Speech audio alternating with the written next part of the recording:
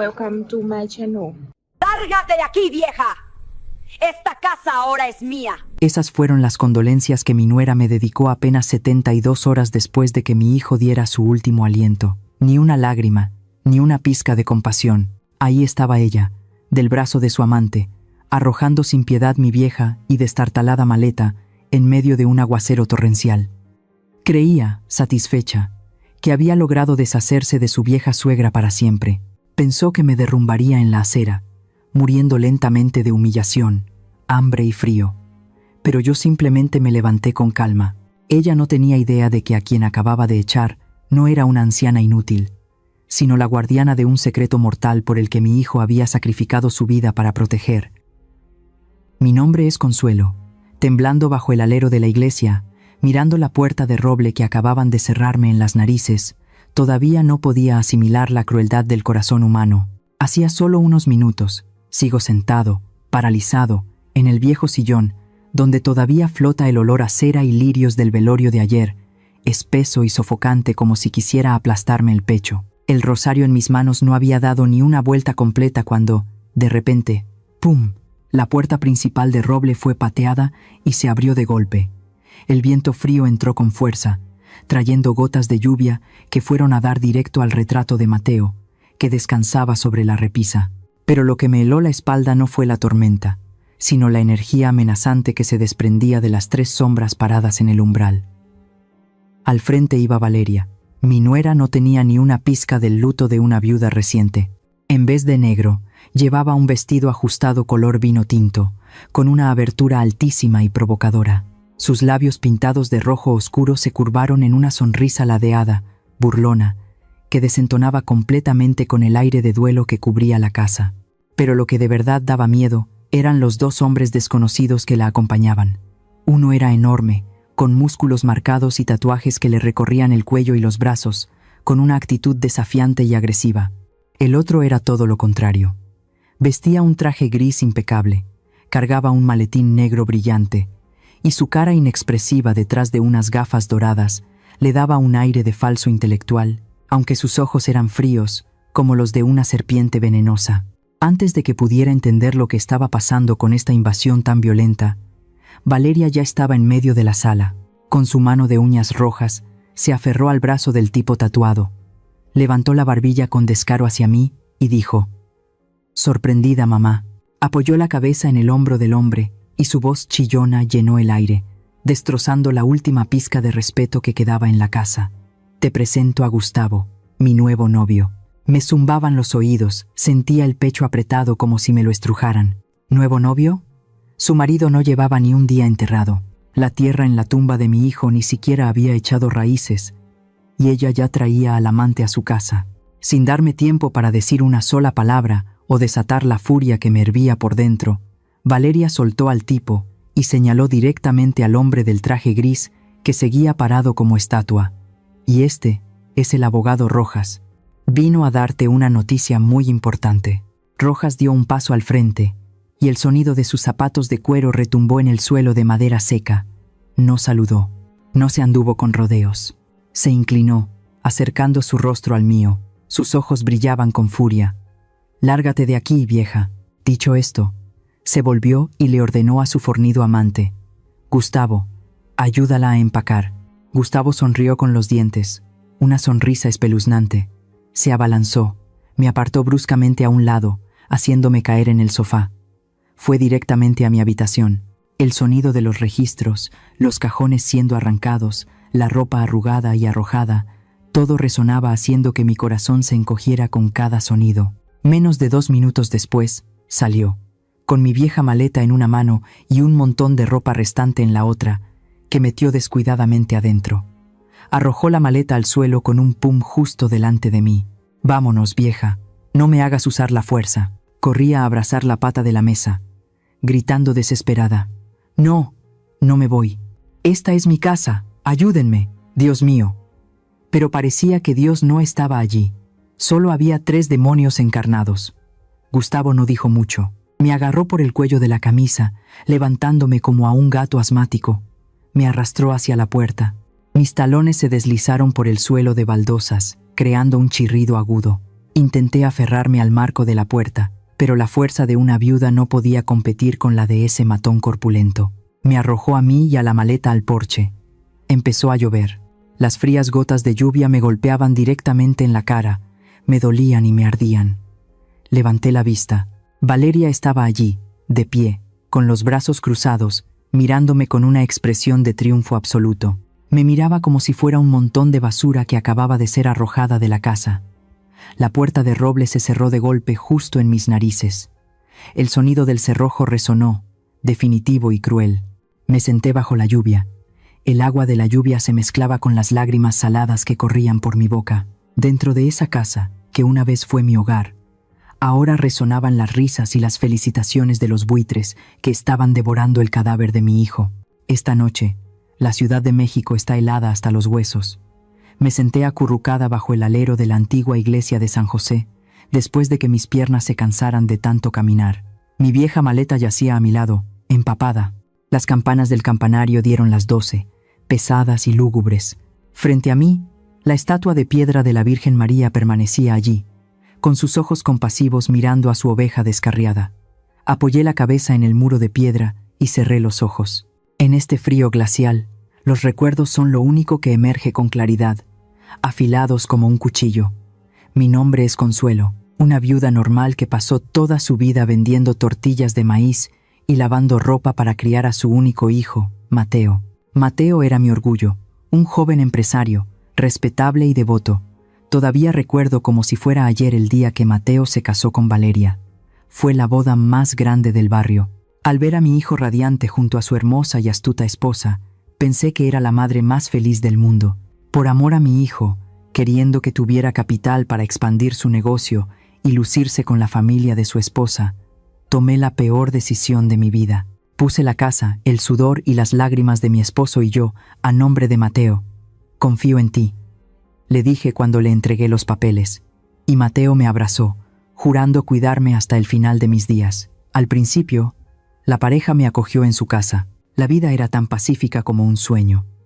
Pero entonces, el cuadro de felicidad comenzó a mostrar grietas, pequeñas grietas que una anciana como yo, anhelando la paz, ignoró deliberadamente. Comenzó con las llamadas telefónicas a medianoche.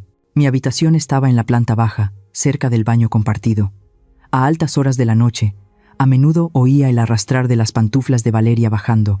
Luego, seguían susurros en el baño, llenos de sigilo. Una vez, pasé por casualidad y oí claramente la voz áspera de Valeria.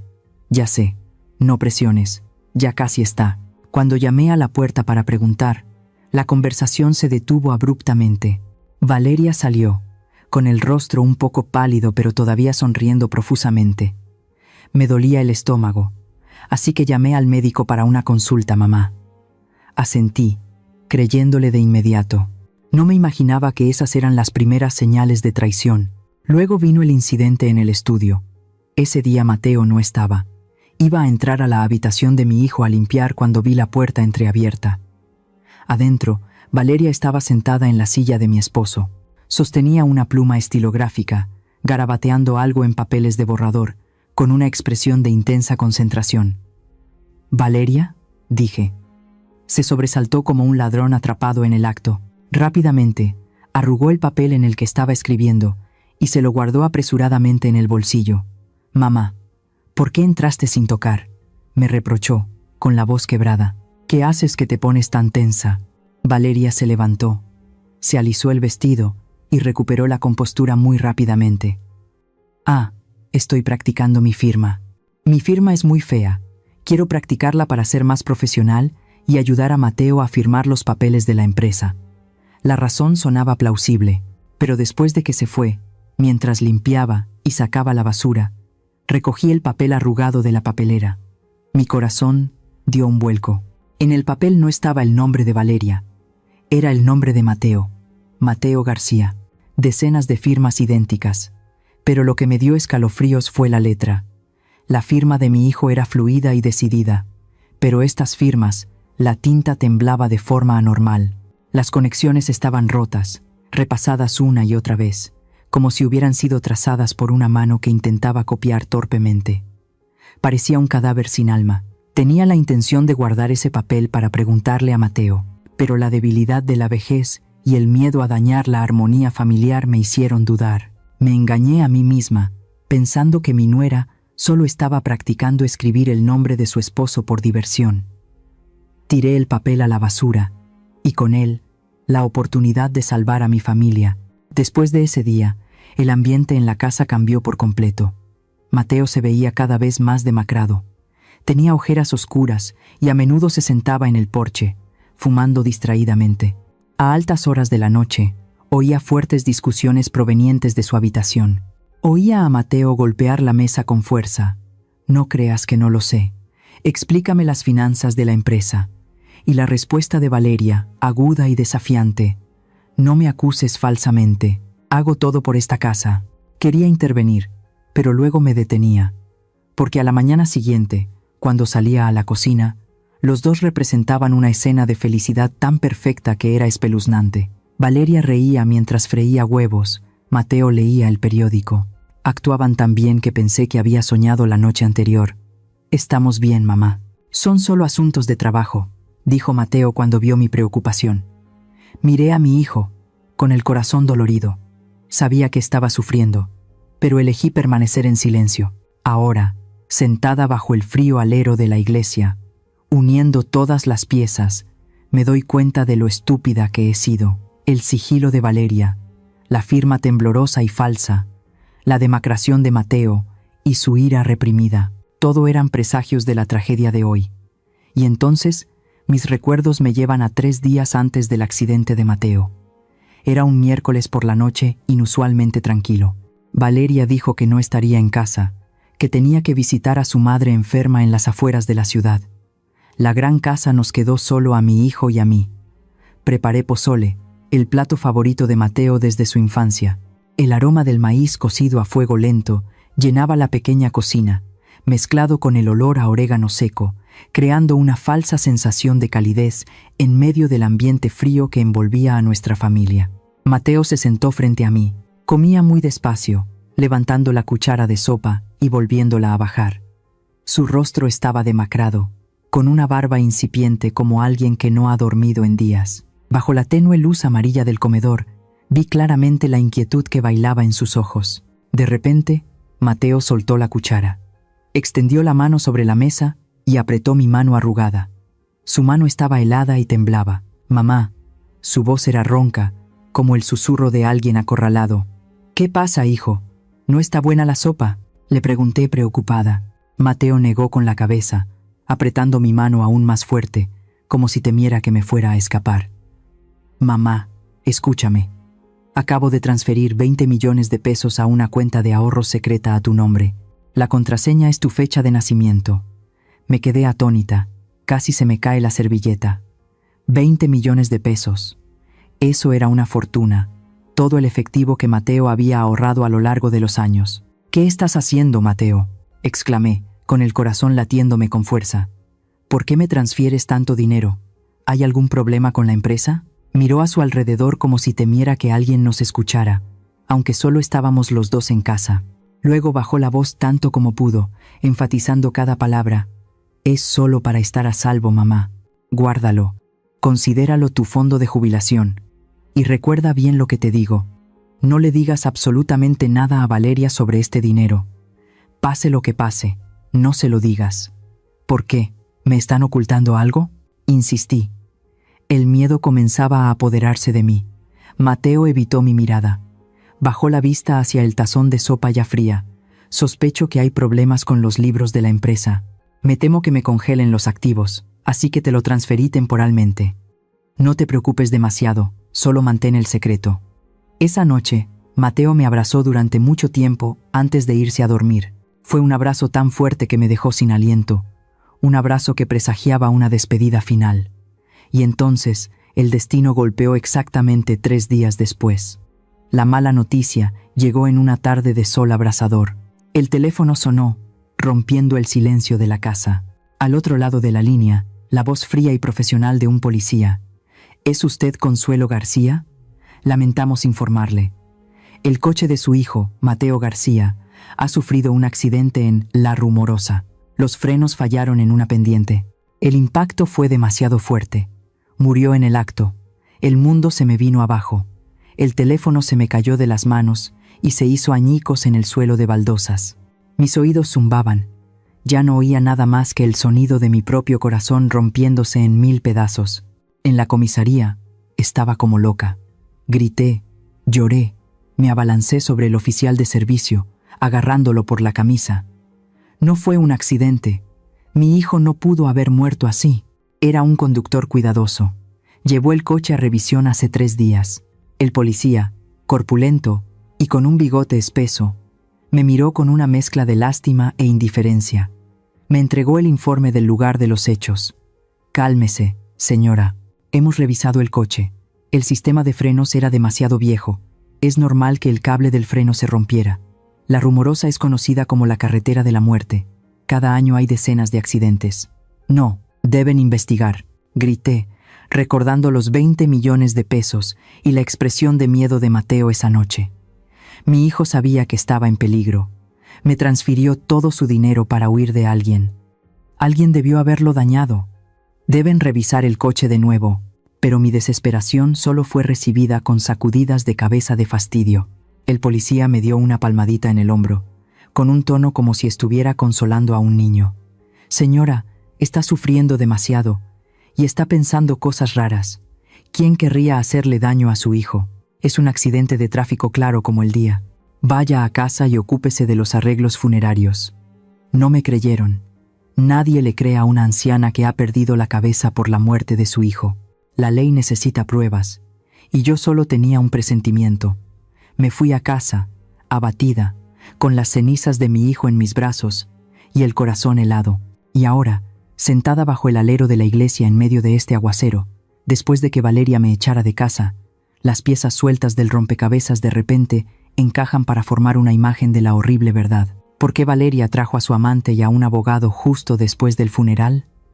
¿Por qué se apresuró a echarme en medio de la noche? ¿Por qué registró frenéticamente mi habitación antes de tirar mis cosas? No solo quería la casa, estaba buscando el dinero. Seguramente Valeria revisó la cuenta de Mateo después de su muerte y descubrió que estaba vacía. Los 20 millones de pesos habían desaparecido. Sabía que Mateo solo podría habérmelos transferido a mí. Mateo transfirió el dinero para proteger sus activos. Mateo murió en un accidente por fallo de frenos poco después. Valeria se apoderó de la casa inmediatamente y registró mis pertenencias. Nada de esto fue una coincidencia. Fue un complot despiadado. Mi hijo había sentido el aliento de la muerte de su propia esposa e intentó proteger a su madre con sus últimas fuerzas. Mateo.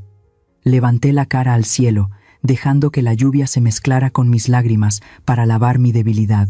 Moriste en vano. Lamento no haberme dado cuenta antes. Suelen decir que el corazón de una madre tiene razones que la ley a veces no puede entender. Elegí creer en mi intuición, aunque el mundo entero pensara que estaba delirando. ¿Y ustedes? ¿Alguna vez han tenido un presentimiento muy fuerte sobre algo malo, que otros descartaron, pero que al final la verdad demostró que tenían razón? Compartan sus historias en los comentarios para que podamos reflexionar juntos. La lluvia de anoche finalmente cesó, dejando charcos de agua en el asfalto agrietado. Pasé una noche sin dormir en un motel miserable en las afueras. La habitación olía a humedad y el ventilador de techo chirriaba como si fuera a caerse en cualquier momento. Me senté en el borde de la cama, agarrando con fuerza mi teléfono y mi cartera, todo lo que me quedaba en la vida. No me atrevía a cerrar los ojos, temiendo que si lo hacía, tendría pesadillas, o peor aún, me robarían mi última esperanza. Cuando los débiles rayos del sol de la mañana se colaron por la rendija de la ventana polvorienta, dejé la habitación y tomé un taxi. Mi destino no era la comisaría, sino una pequeña casa escondida detrás de unas bugambillas vibrantes en el casco antiguo. Era la casa de don Ramiro. Ramiro era el mejor amigo de mi difunto esposo, un ex detective experimentado que había pasado su juventud enfrentándose a los rincones más oscuros de esta ciudad. Desde que mi esposo falleció, nos visitaba a menudo, tratando a Mateo como a su propio hijo. Me paré frente a la puerta, respiré hondo para calmarme, y luego toqué el timbre. La puerta de madera se abrió. Apareció don Ramiro. A sus 60 años, todavía conservaba una figura robusta, con ojos brillantes bajo unas cejas pobladas y canosas. ¿Consuelo?, exclamó, con los ojos muy abiertos por la sorpresa al ver mi aspecto demacrado, mis ojos hinchados y mi maleta manchada de barro. Dios mío, ¿qué te ha pasado? Entra, rápido. Me guió a la sala de estar, que olía a café recién hecho y estaba llena de estanterías repletas de viejos expedientes. Después de ponerme una taza de agua tibia en las manos, se sentó frente a mí, con voz grave pero llena de preocupación. Cuéntame, Consuelo, ¿qué te ha pasado? ¿Por qué vagas por las calles a estas horas? Sostuve temblorosamente la taza de agua. El calor calmó mis temblores. Empecé a contarle. Le conté todo, sin omitir un solo detalle. Le hablé de la notificación de desalojo, de la repentina aparición de Valeria con 2 hombres extraños. Describí al tipo tatuado llamado Gustavo, que había arrojado mis cosas a la calle con rudeza. Y finalmente, mencioné el nombre del abogado de traje. Se llama Rojas. El abogado Rojas. Al oír ese nombre, la mano de don Ramiro, que sostenía una pipa, se detuvo en el aire. Sus pobladas cejas se fruncieron, formando una profunda arruga en su frente. ¿Rojas?, repitió, con voz grave. ¿Estás segura de que se presentó como Rojas, un hombre delgado, con ojos rasgados y gafas de montura dorada? Sí, era él. ¿Lo conoce?, pregunté, con el corazón acelerado. Don Ramiro dejó la pipa sobre la mesa. El ligero golpe en el cenicero sonó seco. Suspiró. Su mirada se volvió fría como el acero. Lo conozco demasiado bien. En los círculos policiales y del AMPA de esta ciudad, ¿quién no conoce la reputación del buitre Rojas? Se levantó y caminó por la habitación. Su voz resonaba con indignación. No es un abogado legítimo, Consuelo. Es un buitre que se alimenta de cadáveres. Se especializa en falsificar documentos, legalizar disputas de tierras ilegales y lavar dinero para pequeñas pandillas. He intentado meterlo en la cárcel varias veces, pero es muy astuto. Siempre sabe cómo eludir la ley y borrar sus huellas. Al oír esto, un escalofrío me recorrió la espalda.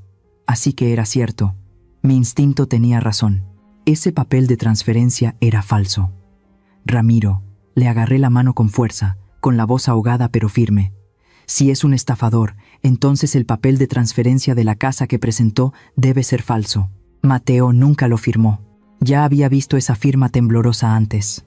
Le conté sobre el papel arrugado en la basura, sobre los 20 millones de pesos secretos que Mateo me transfirió y sobre la espeluznante coincidencia entre el accidente de coche y la llegada de Valeria para apoderarse de la casa. Don Ramiro escuchó atentamente. Su rostro se endureció. Sus ojos se entrecerraron como si estuviera analizando cada dato con la agudeza de un investigador experimentado. «Ese chico, Mateo», murmuró. Sintió el peligro.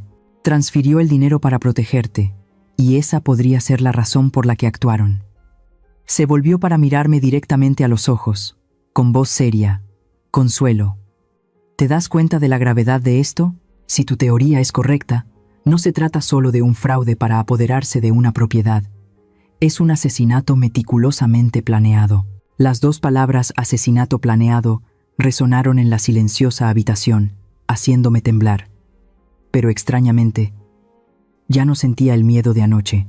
En su lugar había una ira hirviente. «Lo sé, Ramiro, por eso vine a buscarte. La policía local desestimó mi declaración, lo consideraron un accidente. Necesito que me ayudes a reinvestigar la muerte de mi hijo. Necesito desenmascarar a esos desgraciados». Don Ramiro me miró durante un largo rato.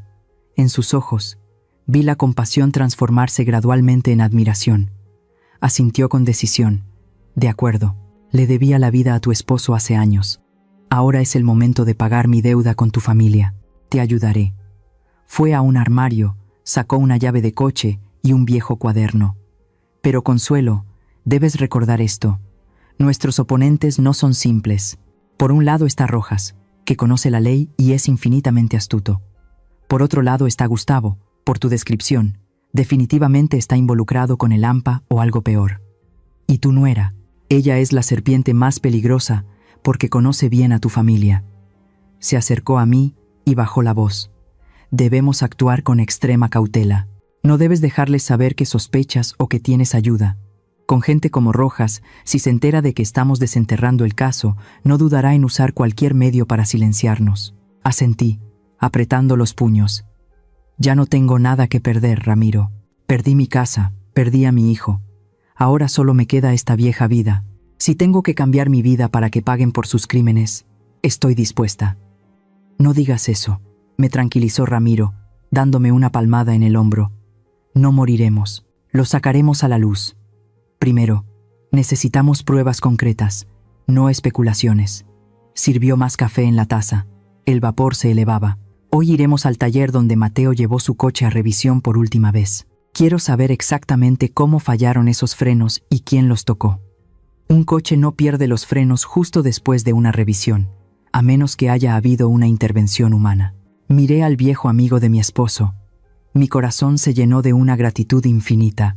En medio de la tormenta de mi vida, cuando todos me dieron la espalda, todavía había una mano extendida para sostenerme. Bebí el agua de un trago, sintiendo como si me hubieran infundido una fuerza invisible. Me levanté, me arreglé la ropa y me sequé las últimas lágrimas de las mejillas. Vamos, Ramiro, estoy lista. La vieja camioneta de don Ramiro rebotaba en el camino de tierra polvoriento, llevándonos al taller de Esteban en el extremo sur de la ciudad.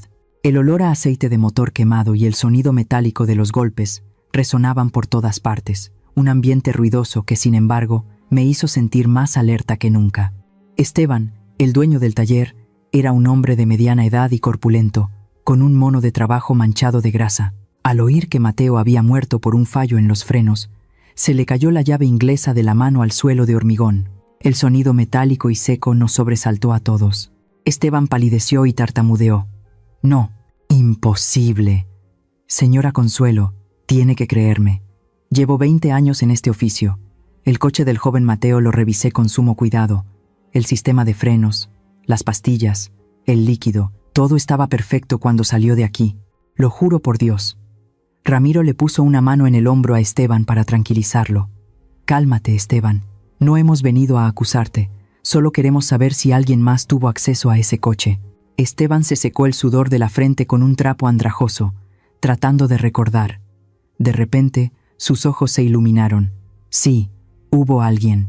Ese día, después de que terminé la revisión y dejé el coche en el patio trasero para que el joven Mateo lo recogiera, vino un hombre. Dijo que era primo de Mateo y que Mateo le había pedido que revisara el coche antes de venir a buscarlo.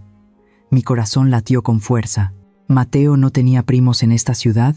¿Cómo era ese tipo? Pregunté con insistencia, con la voz quebrada por la emoción.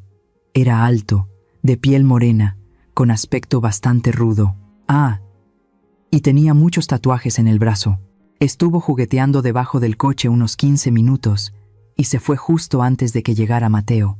Ramiro y yo nos miramos. En mi mente apareció inmediatamente la imagen del matón que me había echado a la calle la noche anterior.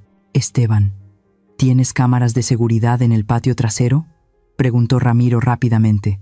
Sí, pero la imagen es un poco borrosa. Déjame que te la muestre. Los tres nos apiñamos frente a la pantalla de un viejo ordenador polvoriento en la pequeña y estrecha oficina. Esteban tecleó en el teclado, rebobinando la cinta de vídeo de ese día. En la pantalla parpadeante apareció una figura. Llevaba una camiseta de tirantes y una gorra de béisbol calada hasta las cejas. Aunque la imagen no era nítida, su andar arrogante y los intrincados tatuajes de sus bíceps eran inconfundibles. Me tapé la boca para reprimir un grito de horror. Es él, Gustavo, es el amante de mi nuera. En la cinta, Gustavo miraba a su alrededor y luego se metía rápidamente debajo del coche. Hizo algo debajo del vehículo con una destreza aterradora. Luego salió, se sacudió las manos y se fue con una expresión de suficiencia. Ramiro entrecerró los ojos, su rostro se endureció. Sacó su teléfono y llamó inmediatamente a un antiguo colega de la División de Archivos Criminales. Hola, Pedro. Necesito que compruebes un nombre. Gustavo, probablemente un mecánico o un reparador de coches, con antecedentes penales. Rasgos identificativos. Muchos tatuajes, corpulento, opera en la zona sur. Tras unos tensos minutos de espera, la voz del otro lado de la línea resonó clara en el silencio. Aquí está, jefe. Gustavo Morales. Es un mecánico clandestino, con 2 condenas anteriores por agresión y daños a la propiedad. Es conocido en el AMPA por aceptar encargos para tunear coches para carreras ilegales o sabotear los coches de la competencia. Ramiro colgó y se volvió hacia mí. Se había encontrado la última pieza del rompecabezas del crimen. Respiró hondo. Su voz se hizo grave, analizando cada acontecimiento con una lógica escalofriante. Consuelo, ahora todo está claro. Esto fue una trampa mortal. Dibujó un círculo con el dedo sobre la mesa polvorienta. Primero, Valeria llevaba tiempo engañando a Mateo con este Gustavo. No es su nuevo novio como ella lo presentó. Solo alguien de su oficio como él sabría cómo cortar el cable del freno de forma tan sofisticada como para crear una escena falsa que pareciera un accidente normal. Me estremecí. Así que mientras mi hijo trabajaba duro para mantener a su familia, su adúltera esposa conspiraba con su amante matón para asesinarlo. Ramiro continuó, con voz firme. Segundo, cuando Mateo descubrió la traición o sospechó algo, transfirió en secreto sus bienes, los 20 millones de pesos, a ti. Probablemente Valeria se olió que Mateo iba a divorciarse o a echarla a la calle con las manos vacías. Así que decidió actuar primero. Le pidió a Rojas que falsificara los papeles de la transferencia de la casa un mes antes para legalizar la apropiación. Y Gustavo, él se encargó de enviar a Mateo a la tumba. Las lágrimas brotaron de mis ojos, calientes y saladas. Mi hijo, había tenido que enfrentarse a demonios con piel de cordero en su propia casa. Pero, ¿por qué?, pregunté entre sollozos. ¿Por qué me echaron con tanta prisa? ¿Por qué no esperaron unos días para no levantar sospechas? Ramiro me miró con complicidad. Por el dinero, Consuelo. Piénsalo. Justo después de la muerte de Mateo, Valeria debió de usar su derecho de herencia para comprobar la cuenta bancaria de su marido. ¿Y qué vio? Un cero rotundo. Los 20 millones de pesos se habían evaporado. Me sobresalté al recordar la expresión de locura de Valeria la noche anterior. Es cierto, seguro que descubrió que Mateo había transferido el dinero, pero no sabía a quién. Perdió una enorme cantidad de dinero en efectivo. La codicia y la desesperación la volvieron loca.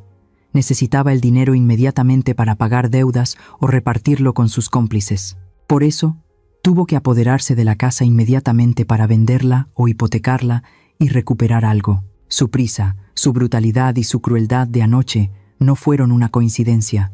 Fueron las acciones de bestias acorraladas por el hambre. Me echaron para buscar el dinero y para apoderarse del único bien que quedaba, la casa.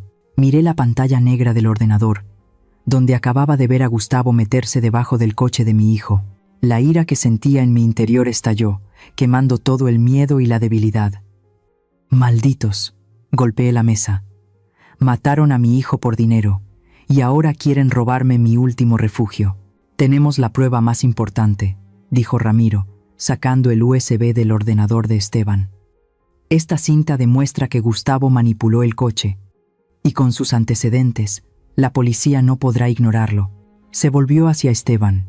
Señor Esteban, ¿estaría dispuesto a ser nuestro testigo?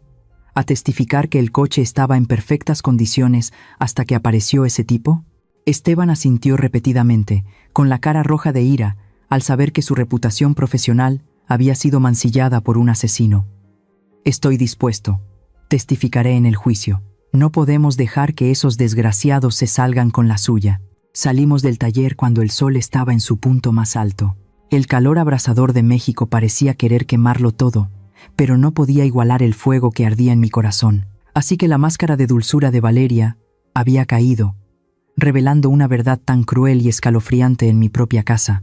A veces, la persona más peligrosa no es la que te apunta con un cuchillo, sino la que te sonríe dulcemente a la espalda. En tu vida, ¿alguna vez has mirado atrás y te has dado cuenta de que has ignorado demasiadas señales de advertencia de alguien de confianza? Deja tu opinión. Quizás tu experiencia ayude a otros a evitar cometer los mismos errores dolorosos. Al salir del taller de Esteban con el USB que contenía la grabación de prueba en el bolsillo, regresamos a casa de don Ramiro. El aire en la camioneta estaba cargado de tensión. Apenas llegamos a casa, Ramiro llamó inmediatamente a Miguel, su hijo mayor, que trabajaba como secretario en la notaría de la ciudad. Gracias a la relación padre-hijo y a la antigua reputación de un ex policía, solo una hora después, Miguel nos envió un escaneo del expediente de transferencia de la propiedad que el abogado Rojas había presentado para robarme la casa. Don Ramiro imprimió la pila de documentos, los extendió sobre la mesa de roble y encendió la lámpara de escritorio. Mire de cerca, Consuelo. Esto es lo que usaron para echarla a la calle. Me puse las gafas de leer y me incliné para examinar cada letra de ese papel inanimado pero cruel. Mis ojos recorrieron las secas líneas legales y se detuvieron al final de la página. Allí, junto al sello rojo, estaba la firma de Mateo. Mateo García. A primera vista, se parecía a la firma de mi hijo en un 90%. Desde la inclinación, la altura de las letras hasta la forma de escribir la M mayúscula, un extraño no dudaría ni un ápice. Pero yo soy su madre. Fui yo quien le cogió de la mano para enseñarle a escribir sus primeras letras redondas cuando empezó el colegio. Conocía cada uno de sus pequeños hábitos que probablemente ni él mismo notaba. Entrecerré los ojos y acerqué la cara al papel. El recuerdo del papel arrugado en la basura volvió a mí, vívido y doloroso. Ramiro, susurré, señalando con el dedo tembloroso la línea que subrayaba el nombre. Esto es falso. 100% seguro que es falso. Ramiro enarcó una ceja, esperando. ¿Ha descubierto algo? Mire esta letra. Mi voz se endureció. Tiembla. Aunque el falsificador intentó escribir con mucho cuidado, en las curvas de las letras A y O, la tinta es más oscura y ligeramente quebrada. Es una señal de que estaba dibujando las letras, no firmando. Un hombre decidido como Mateo nunca firmaría de una manera tan vacilante. Respiré hondo y señalé el punto más crucial. Y lo más importante, mire esta línea de subrayado. Es una línea recta y firme, que va de izquierda a derecha, ligeramente descendente al final. ¿Y qué?, preguntó Ramiro. Mateo era zurdo, Ramiro. Levanté la vista hacia él, con los ojos encendidos. Mi hijo era zurdo de nacimiento. Al firmar, debido a la estructura de su muñeca, su línea de subrayado siempre tendía a subir ligeramente al final, nunca a bajar así. Esta línea horizontal y descendente es el hábito de una persona diestra. Cerré los ojos, imaginando la escena de Valeria sentada en el escritorio de su marido, con el bolígrafo en la mano derecha, intentando imitar la firma del hombre al que estaba conspirando para dañar. «Es Valeria», afirmé con rotundidad. «Esa chica es diestra. Fue ella quien firmó este papel. Mateo nunca firmó la transferencia de la casa. Todo fue una torpe farsa montada por esa nuera codiciosa y ese abogado buitre después de la muerte de mi hijo». Ramiro asintió. Sus ojos brillaban con admiración. «Excelente. Este detalle de la mano izquierda será un golpe mortal en el juicio. Un peritaje caligráfico lo aclarará fácilmente». Justo en ese momento, el viejo teléfono de mi bolsillo sonó, rompiendo el silencio. Me sobresalté y lo saqué para ver. Número desconocido. Pero mi instinto me dijo quién era. Miré a Ramiro. Me hizo una seña para que pusiera el altavoz y me quedara en silencio. Respiré hondo y pulsé el botón de contestar. «Hola», al otro lado de la línea, sonó la voz chillona y familiar, pero esta vez teñida de urgencia y amenaza. Era Valeria. «Vieja, ¿en qué agujero te estás pudriendo?», dijo sin saludar, con un tono lleno de desprecio. Tragué mi ira y respondí con la voz temblorosa de una anciana indefensa. «Valeria, estoy en un motel. Estoy sufriendo mucho, hija». «No me vengas con tus lloriqueos», me interrumpió bruscamente. «Escucha, no tengo mucho tiempo. El abogado Rojas dice que al expediente de transferencia de ayer le falta una firma de confirmación tuya en la sección de testigo. Eras la copropietaria de la casa antes de transferírsela a Mateo, así que necesitamos que firmes para completar el trámite de poner la escritura a mi nombre». Mi corazón latió con fuerza. Una firma de confirmación. En una fracción de segundo, mi cerebro se puso a toda marcha. Si ese papel de transferencia era legal y perfecto como dijo Rojas ayer, ¿por qué necesitaban mi firma ahora? Miré a Ramiro. Él estaba sonriendo, una sonrisa astuta. Escribió rápidamente en el papel frente a él. «Documentos falsos con un error legal. Tienen miedo». Lo entendí de inmediato. Rojas era un tramposo, pero conocía la ley. Sabía que el papel con la firma falsificada de Mateo tenía demasiadas lagunas. Si lo llevaba a la notaría para vender la casa o hipotecarla de inmediato, el notario podría detectar irregularidades en la fecha o la caligrafía. La única forma de limpiar este expediente falso era con mi firma de confirmación, la madre biológica y segunda heredera legal. Si yo firmaba una declaración que dijera, estoy de acuerdo y doy fe de que Mateo transfirió la propiedad, entonces el papel falso se convertiría automáticamente en real. Se tragarían la casa legalmente sin que nadie pudiera demandarlos. Yo, no entiendo muy bien. Fingí dudar. ¿El abogado no dijo ayer que la casa ya era tuya? ¿Por qué necesita mi firma ahora? Al otro lado de la línea, Valeria gritó, revelando su impaciencia. Vieja senil, te dije que es solo un trámite administrativo. ¿Vas a firmar o no? Si firmas tranquilamente, te daré un poco de dinero para que alquiles una habitación y sobrevivas. Si no, su voz bajó, llena de amenaza. Entonces no nos culpes a Gustavo y a mí por ser crueles. Ya sabes cómo es mi novio de temperamental. Las calles están llenas de coches, es muy arriesgado, vieja, una amenaza descarada. Se atrevió a usar la muerte para amenazarme, igual que habían hecho con Mateo. Pero esta vez, no sentí miedo. Me pareció divertido. Una sensación de satisfacción se apoderó de mí. Estaban desesperados. Necesitaban el dinero tan urgentemente que tuvieron que rebajarse a llamar a la vieja que acababan de echar el día anterior. Pensaban que yo seguía siendo una oveja estúpida. Valeria colgó. Puse el teléfono sobre la mesa. El temblor fingido desapareció por completo. Levanté la vista hacia don Ramiro, con los ojos secos y fríos. Volví a mirar la firma falsificada sobre la mesa. La letra temblorosa de Valeria, la línea de subrayado descendente de una persona diestra. Todo eso sería la sentencia que la enviaría a la cárcel. Pero primero, necesitaba atraerlos para que se expusieran por completo. Necesitaba que admitieran su culpa de su propia boca. Consuelo, habló Ramiro. Su voz grave rompió el silencio. Debes entender la psicología del enemigo en este momento. Valeria y sus cómplices tienen la sartén por el mango, pero también están muy hambrientos. Dio una calada a su cigarrillo, entrecerrando los ojos con cálculo. Se han apoderado del cascarón de la casa, pero la casa no se puede comer de inmediato. Para venderla o hipotecarla, necesitan tiempo para la tasación, necesitan trámites legales engorrosos. Pero estos buitres no tienen paciencia. He investigado más sobre Rojas. Tiene una gran deuda por perder en las carreras de caballos. Y Gustavo está siendo perseguido por sus acreedores. Necesitan dinero en efectivo, inmediatamente. Asentí, juntando las manos. Por eso se volvieron locos cuando vieron la cuenta de Mateo vacía. Continué. Y por eso Valeria se apresuró a llamarme para obligarme a firmar la confirmación. Quieren legalizar la casa lo más rápido posible para venderla y conseguir dinero.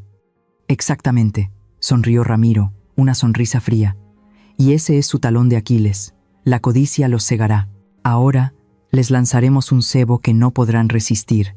Me acercó el teléfono. Llama de nuevo. Dile que no solo estás de acuerdo en firmar el papel, sino que también quieres entregarles el dinero secreto. Conviértete en la anciana más patética, desesperada y estúpida del mundo. Muéstrales que han ganado por completo. Respiré hondo, tratando de controlar mi respiración acelerada. Tenía que actuar, tenía que convertirme en la Consuelo débil de ayer, no en la mujer que hoy empuñaba la espada de la justicia.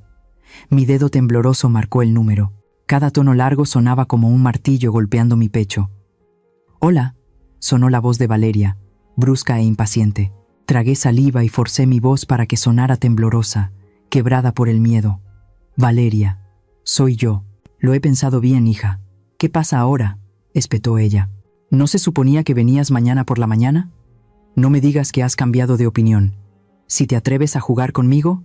«No, no, hija», la interrumpí apresuradamente, añadiendo algunos sollozos fingidos.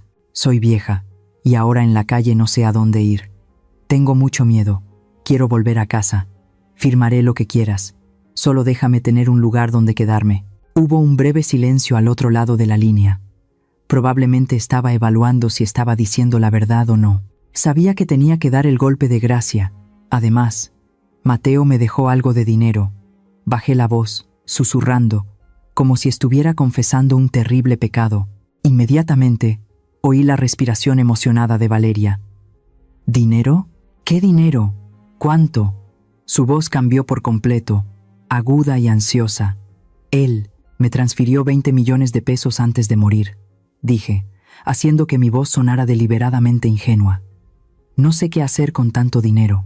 Soy vieja, tener tanto dinero encima solo me preocupa que me roben, pensé.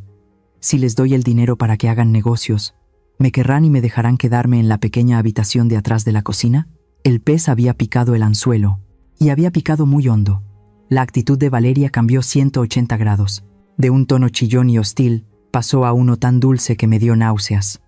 «Oh, mamá, mi querida mamá», exclamó con voz melosa. «¿Por qué no lo dijiste antes?» «Por supuesto que sí. Esta es tu casa. ¿Quién se atrevería a echarte?» Ayer fue solo que Gustavo se enfadó demasiado. Ya lo regañé. Su descaro me revolvió el estómago. Ayer mismo me llamó vieja, senil y carga. Ahora, por 20 millones de pesos, de repente volvía a ser su querida mamá. «¿De verdad, hija?», fingí alegría. «Entonces, ¿llevo el dinero mañana? Pero tengo mucho miedo. Gustavo y el abogado Rojas, ¿no me harán daño?» «Claro que no, mamá», se rió Valeria. «Tú trae el dinero. Mañana por la mañana, los tres te estaremos esperando en casa para recibirte. Firmaremos los papeles y contaremos el dinero juntos. Todo saldrá bien, somos una familia. Familia». Esas dos palabras saliendo de su boca sonaban tan sucias. «De acuerdo. Estaré allí a las 9 de la mañana. Esperadme, por favor». «Claro que sí, mamá. Te prepararé un té caliente. Que duermas bien, mi amor». Dejé el teléfono sobre la mesa como si me deshiciera de algo sucio. Una sensación de asco recorrió mi cuerpo. Rápidamente cogí un vaso de agua y me lo bebí de un trago para quitarme el sabor amargo de la garganta. «Lo has hecho muy bien, Consuelo», asintió Ramiro con aprobación. Sus ojos brillaban de satisfacción. «Has dado en el clavo de su codicia insaciable. Con 20 millones de pesos en efectivo y la firma para legalizar la casa, se reunirán todos. Los tres buitres se juntarán para devorar la deliciosa presa, y ahí es cuando serán más vulnerables». Ramiro se levantó y se dirigió al viejo teléfono de disco de la esquina. Marcó un número, no con prisa, sino con un ritmo firme y solemne. «¿Rico? Soy yo, Ramiro». Al otro lado de la línea sonó la voz ronca y fuerte del jefe de policía Rico, uno de los pocos hombres íntegros en los que Ramiro confiaba. «Hola, ex jefe. ¿Qué pasa para que me llames a estas horas?» «Tengo un gran regalo para ti, Rico. Un caso completo. Falsificación de documentos, apropiación indebida y asesinato». Ramiro me miró y luego continuó hablando por el teléfono, con voz firme. «Tengo pruebas de quién saboteó el coche en el accidente de La Rumorosa hace 3 días. Es Gustavo Morales. Y también pruebas de la falsificación de documentos de propiedad del abogado Rojas. Necesito que prepares un equipo de arresto para mañana por la mañana». Hubo un silencio de unos segundos al otro lado de la línea, seguido de un golpe entusiasta en la mesa. «¿Rojas? ¿Por fin le hemos pillado?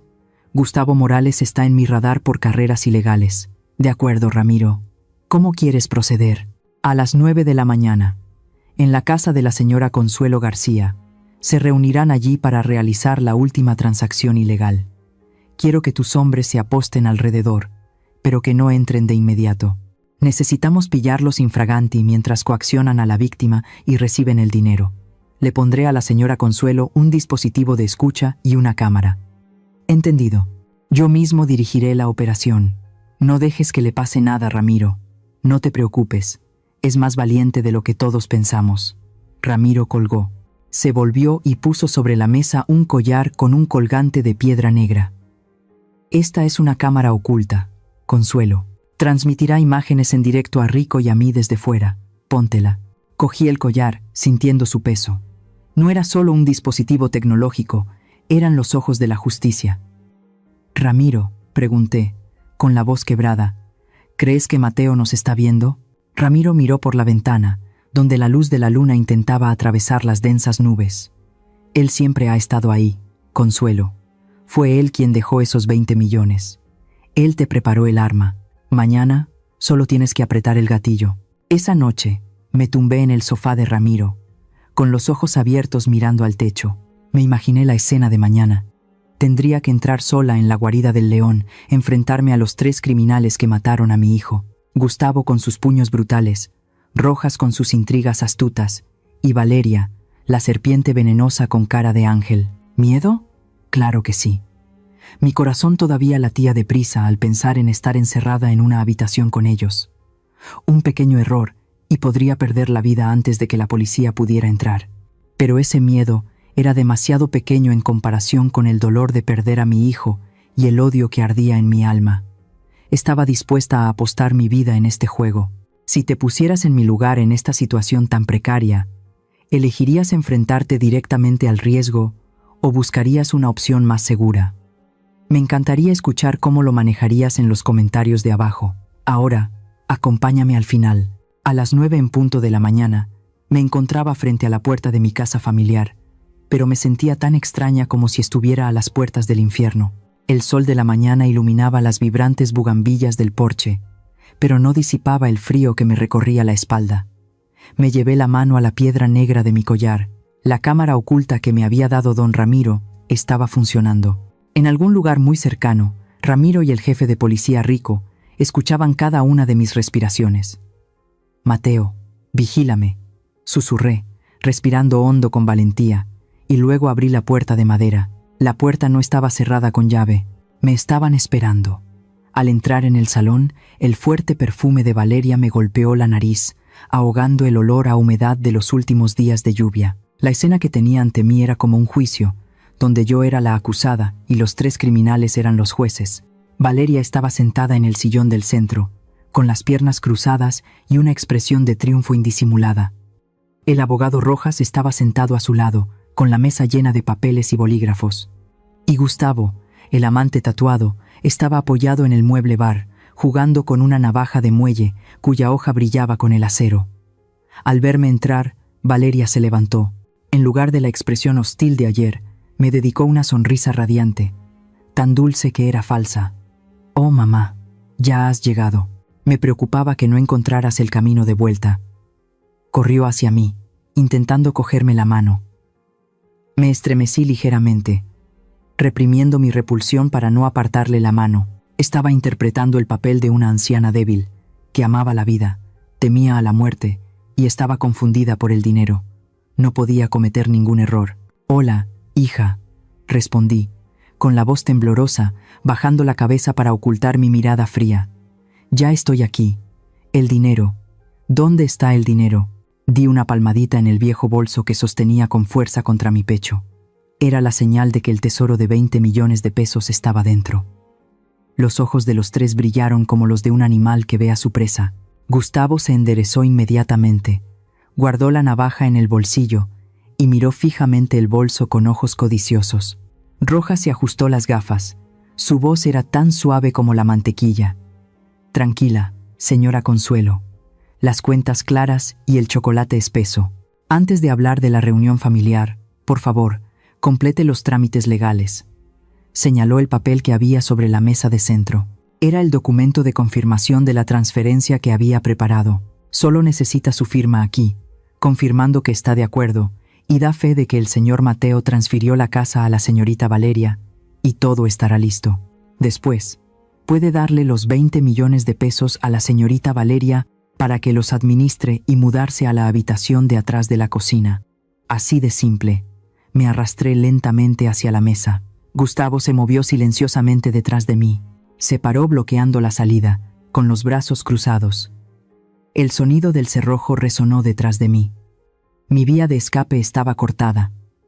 Estaba en una jaula con bestias salvajes. Me senté en la silla, frente a Rojas. Me dio una costosa pluma estilográfica. «Firme, señora Consuelo. No nos haga perder el tiempo». Cogí la pluma. Mis manos temblaban violentamente. No porque estuviera actuando, sino porque la ira reprimida hasta el extremo hacía reaccionar a mi cuerpo. Me incliné para mirar el papel. Las palabras bailaban ante mis ojos. «Yo, Consuelo García, confirmo». ¿Confirmar qué? ¿Confirmar que le vendía mi alma al diablo? ¿Confirmar que la muerte de mi hijo no tenía sentido? No. Respiré hondo, sintiendo el aire entrar en mis pulmones, calmando mi corazón desbocado. De repente, mis manos dejaron de temblar. Apreté la pluma, no para firmar, sino como si sostuviera una daga. Mi repentino cambio de actitud hizo que Rojas frunciera el ceño. Se dio cuenta de que algo no iba bien. «¿Qué pasa? ¿Por qué no firmas? ¿A qué esperas?», me instó. Su voz comenzaba a volverse áspera. Valeria también se inclinó hacia adelante, impaciente. «¿Qué te pasa, mamá? Firma rápido para que podamos contar el dinero. ¿No quieres quedarte aquí? Levanté lentamente la cabeza. Ya no miraba el papel. No miraba a Valeria ni a Rojas. Me di la vuelta y miré directamente al hombretón que bloqueaba la puerta. Gustavo. Mi mirada ya no era la de una anciana senil. Era la mirada de una madre que ha perdido a su hijo. Una mirada que contenía una claridad y una ira capaces de quemar el infierno. Lo miré fijamente a los ojos y le pregunté, con voz firme y clara, sin un ápice de temblor. Cuando le cortaste los frenos al coche de mi hijo. Toda la habitación se quedó en silencio. Un silencio espeso y sofocante llenó el espacio, tanto que se podía oír el latido de los corazones. La sonrisa falsa de los labios de Valeria se desvaneció. Rojas se quedó petrificado. La pluma se le cayó de la mano sobre la mesa con un clic. Gustavo me miró con los ojos muy abiertos. La sorpresa era evidente en su rostro rudo.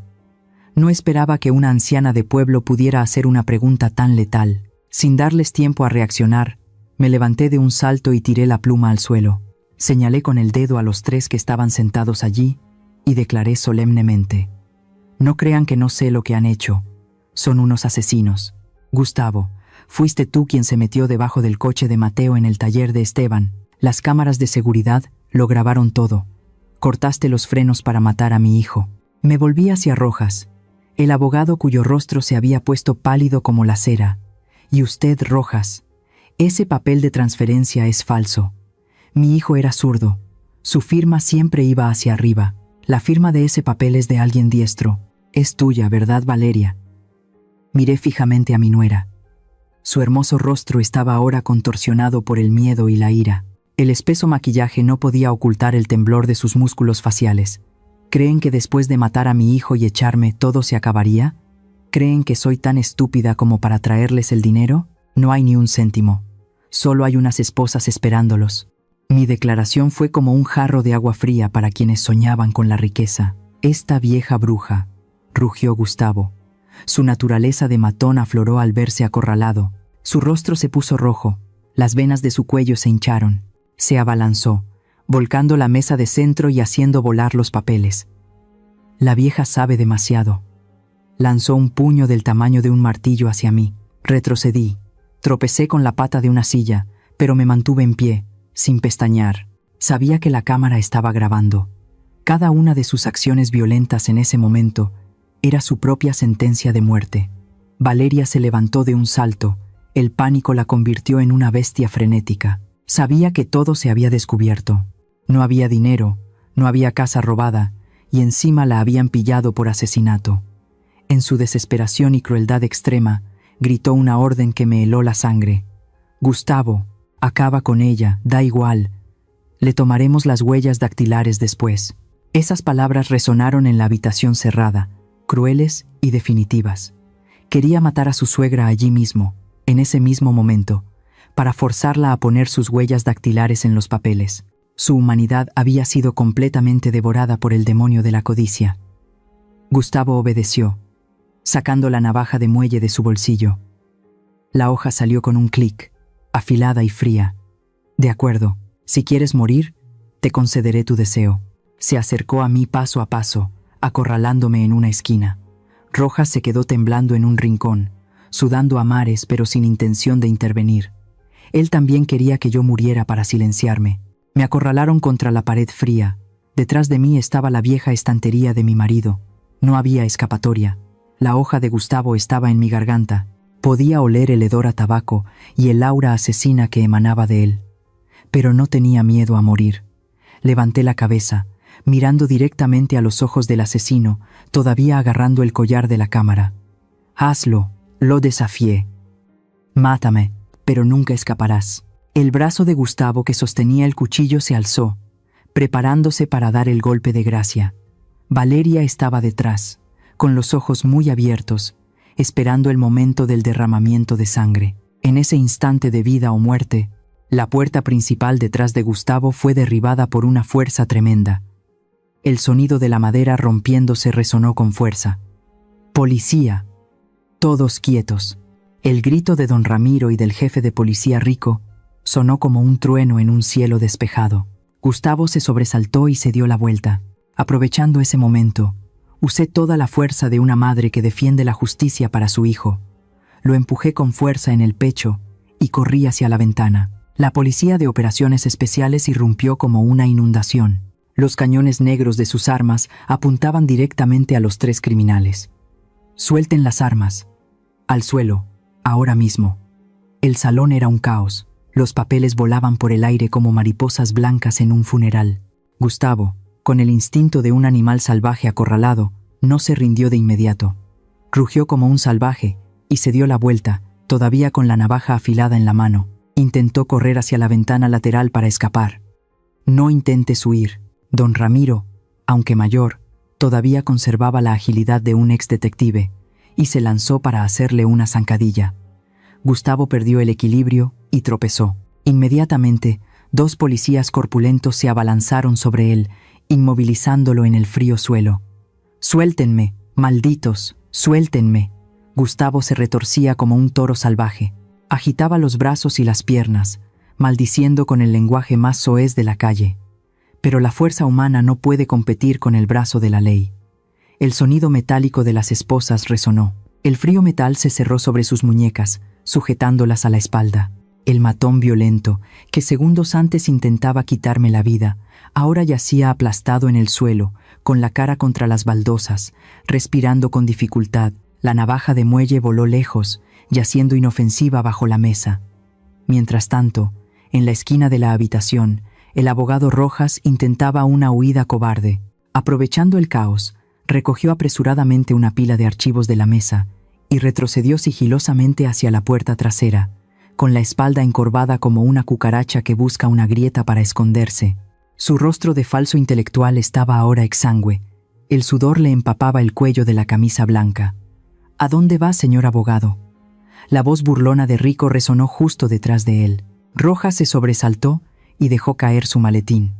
Yo no tengo nada que ver», tartamudeó Rojas, levantando las manos en señal de rendición. «Solo soy un asesor legal. Ellos me engañaron. No sé nada del asesinato ni de la extorsión». Rico se acercó, recogió el expediente falso del suelo, le quitó el polvo y sonrió con desdén. «No sabe nada. Entonces, ¿esta firma falsificada la hizo Dios? ¿Y qué hay de los mensajes de texto sobre el reparto del dinero de la venta de la casa en su teléfono?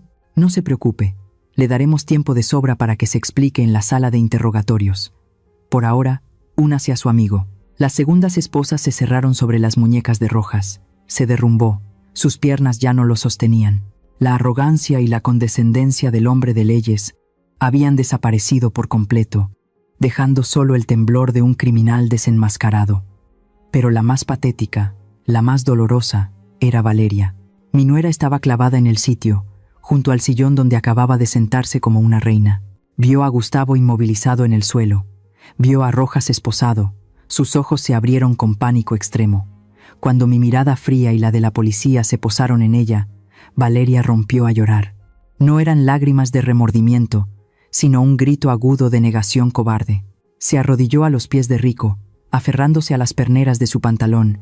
Las lágrimas y los mocos corrían por su rostro, arruinando su costoso maquillaje. «Policía, ayúdeme. Soy una víctima. Me obligaron». Lloraba y señalaba a Gustavo y a Rojas, con la voz quebrada.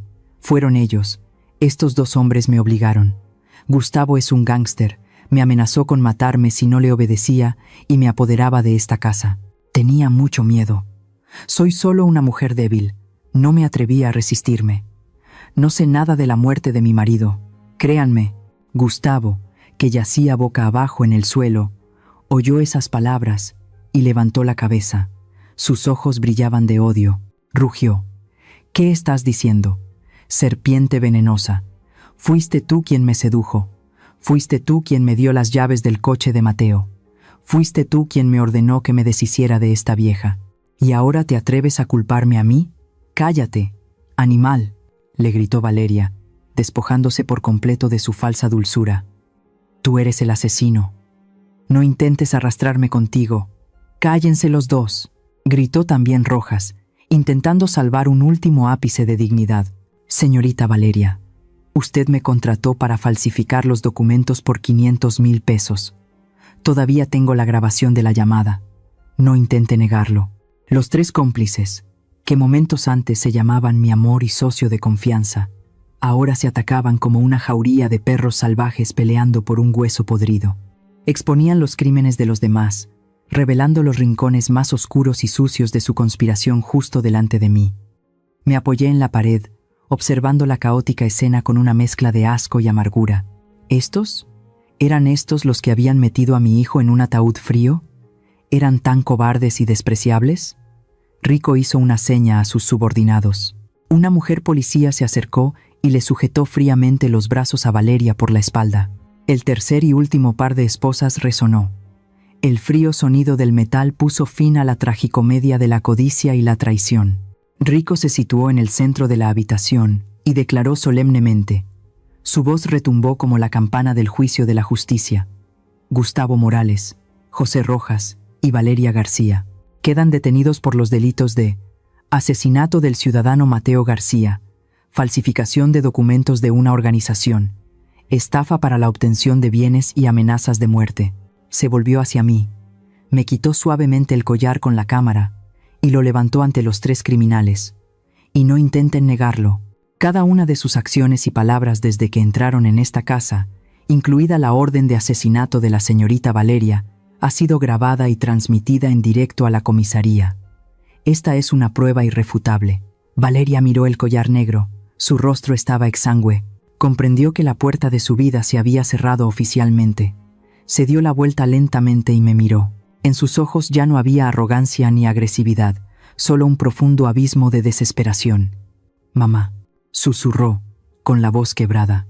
«Perdóname. Me equivoqué. Miré a mi joven nuera, a quien una vez había amado como a mi propia hija, ahora esposada en su estado más patético.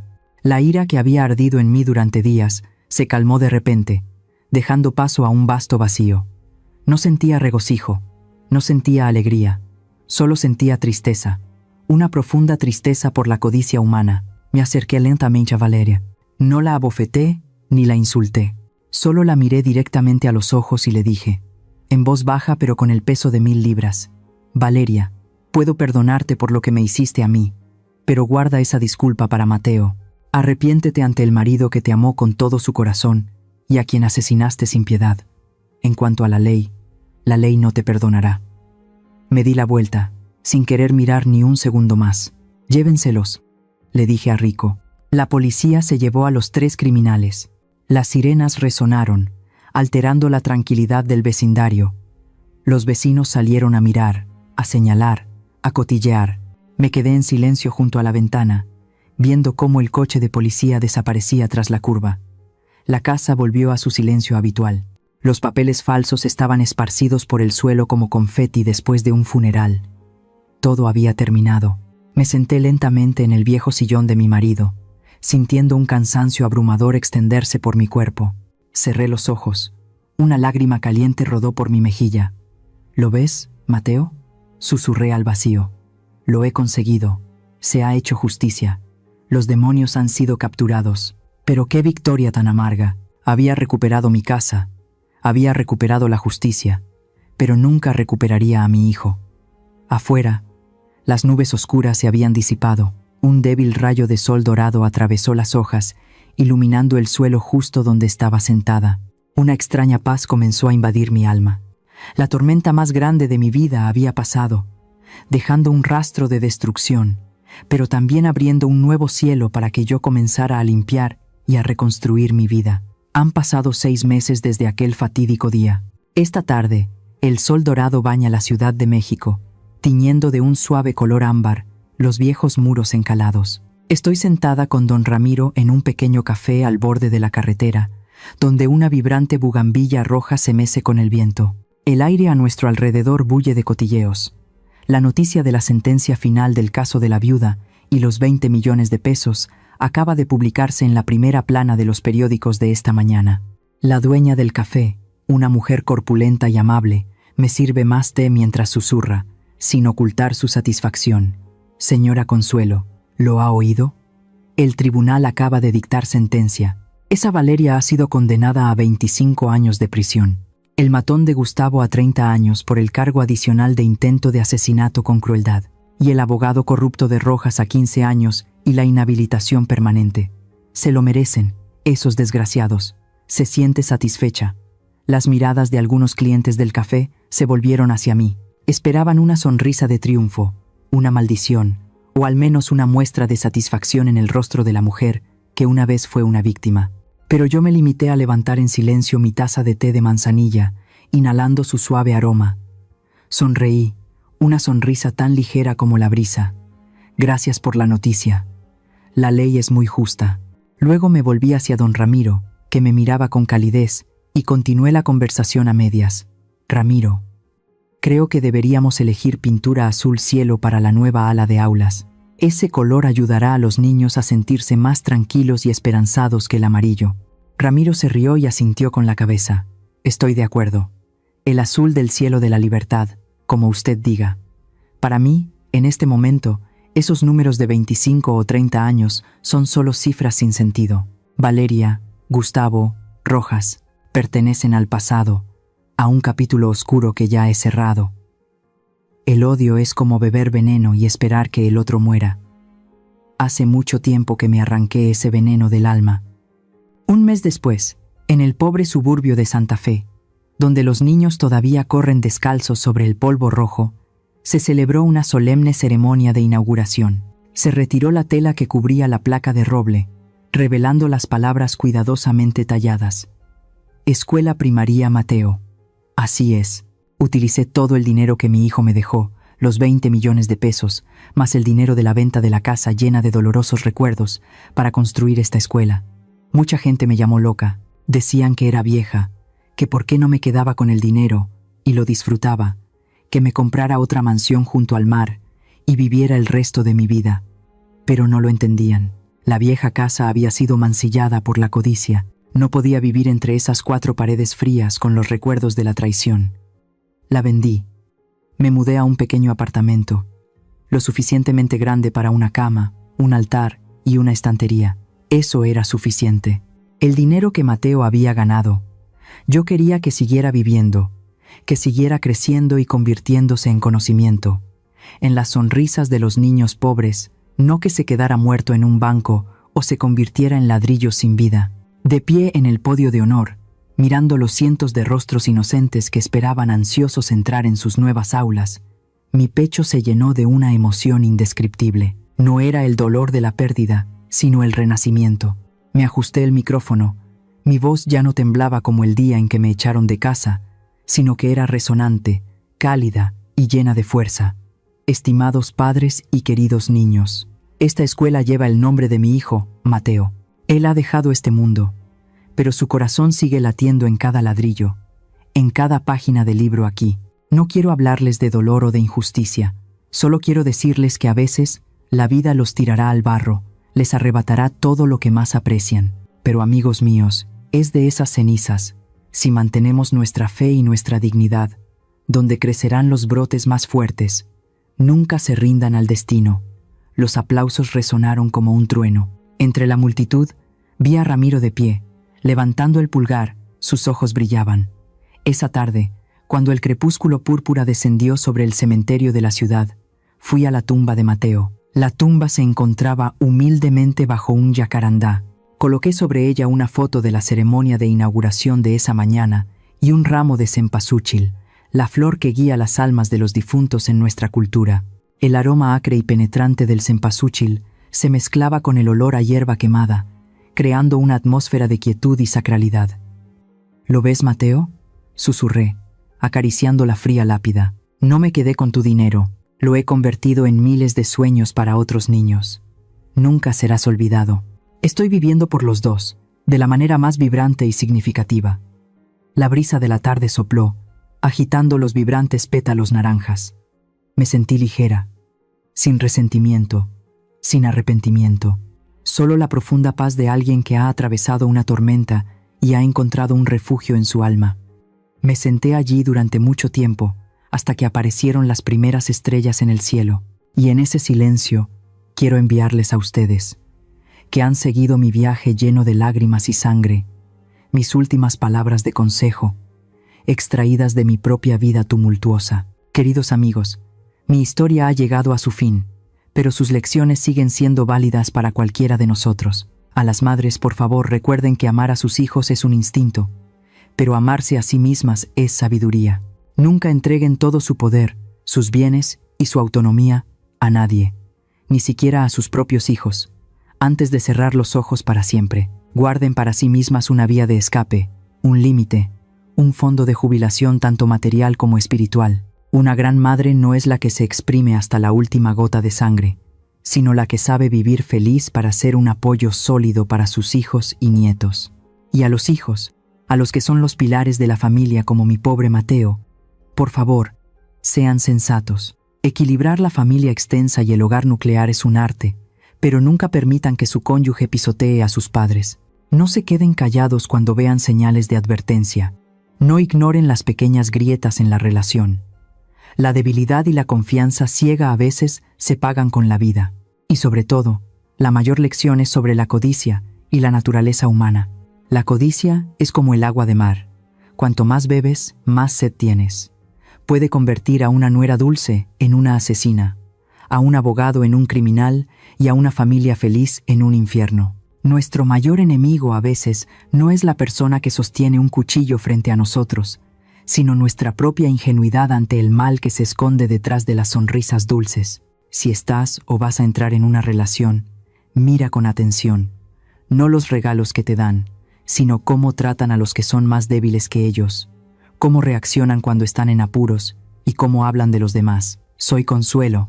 He perdido todo para aprender estas cosas, y tú, espero que las aprendas de mi historia, para que nunca tengas que experimentar un dolor similar. Vive con fuerza, con sensatez y con bondad, porque después de la lluvia, por muy devastadora que sea, el sol volverá a salir. La historia que acaba de escuchar ha cambiado los nombres de los personajes y los lugares para proteger la identidad de los implicados. Compartimos esta historia no para juzgar a nadie, sino con la esperanza de que alguien en algún lugar se detenga y reflexione. ¿Cuántas madres están sufriendo en silencio en sus propios hogares? Sinceramente, me pregunto, si estuvieras en mi situación, ¿qué harías? ¿Te quedarías callado para mantener la paz?